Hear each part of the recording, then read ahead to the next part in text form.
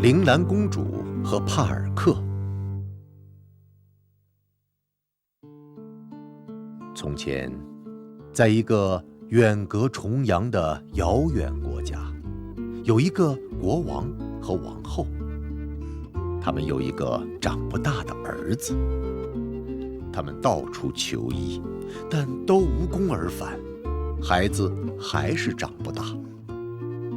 小矮人还是小矮人，国王为此很伤心，王后尤其伤心，都为此得了病。一天，王后病危了，她派人请来国王，对他说：“我请求你在埋葬我的时候，让人在我的坟墓上种铃兰，然后派人日夜守卫，别让人偷了。”说完，王后就去世了。我的上帝呀！国王十分悲伤，快让我的儿子长大吧！如果我死了，把国家交给谁呢？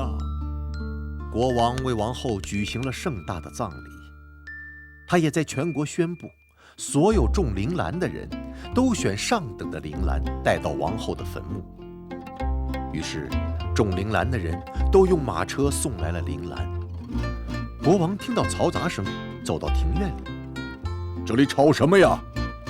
一个花匠说：“国王陛下，这里堆了那么多铃兰，人都走不过去了，我们都选不出哪一株最漂亮。”你在哪里呀，我的儿子帕尔克？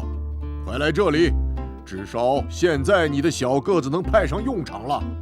你闭上眼睛，选一株铃兰吧。帕尔克闭上了眼睛，像盲人一样到处摸。他抽出来一株非常漂亮的铃兰，每一个花苞都是一粒粒钻石。谁送来的这株铃兰？过来这里。国王陛下，是我从伊洛纳仙女花园带来的。那你就把它种在这里，然后你留下来看守它，别让人偷了它。国王陛下，我只有一个请求，请把帕尔克留在我身边。好吧，国王说。老妇人把铃兰种在了坟墓上，然后像守护自己的生命一样守护着。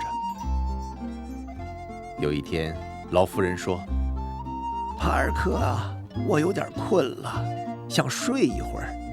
你帮我看着花，别让人偷了。”我绝不会让人偷走。老奶奶，你睡吧。于是，帕尔克就在那里守着。突然，来了一个小矮人。晚上好，帕尔克。你知道你守护的是什么样的花吗？我知道的，这是一株出自伊洛纳仙女花园的铃兰。这株铃兰是矮人国的公主变的。我告诉你啊，有一次伊洛纳仙女到访矮人国国王那里，很喜欢他的女儿。他求国王让他把女儿带到他那里住上1-2个星期，国王就同意了。伊洛纳仙女很嫉妒公主的美丽，她不断地侮辱公主，公主整天哭泣，最后伤心地死去了。然后他们埋葬了公主，公主的坟墓里长出了这株铃兰，而且还说话了。你们带我去那个因为儿子长不高，像我一样伤心死去的母亲的坟墓那里。这时，老妇人正好听到了这番话，就把铃兰给拔了出来，带到了这里。但是伊洛纳仙女的侍女听说了这件事，把她出卖了。现在，如果伊洛纳仙女不能从墓上偷走这株花，她是不会罢休的。那就让她过来吧，我会对付她的。听到这话，小矮人把胡须夹在2腿之间，飞得无影无踪。帕尔克考虑来考虑去，努力不让自己睡着。突然，他听到有声音。原来，来了12个仙女，她们围住帕尔克跳起舞来。他们想让他看晕，然后趁机把铃兰偷掉。但是帕尔克很有头脑，他赶快把老妇人推醒了，说：“老奶奶，快起来，有人来偷铃兰了。”老妇人醒了过来，拿出她的纺锤，对着仙女们一阵乱打。你们都给我快滚！她打得仙女们落荒而逃，空手而归。回到仙女国，他们向伊洛娜仙女禀告，他们没有把铃兰偷回来。伊洛娜仙女一听，就马上骑上她那匹长着7条腿的马出发了。帕尔克守在墓边，突然听到声音：“帕尔克，我觉得伊洛娜仙女会很快把我带走。”突然，从铃兰里跳出来一个美丽的小矮人公主，她的美貌世人从未见过。帕尔克，如果这里有一辆蝴蝶马车的话，我们就能坐着一起飞走了。就在眨眼功夫，眼前飞来一辆6只蝴蝶牵着的漂亮马车。你和我一起走吗，帕尔克？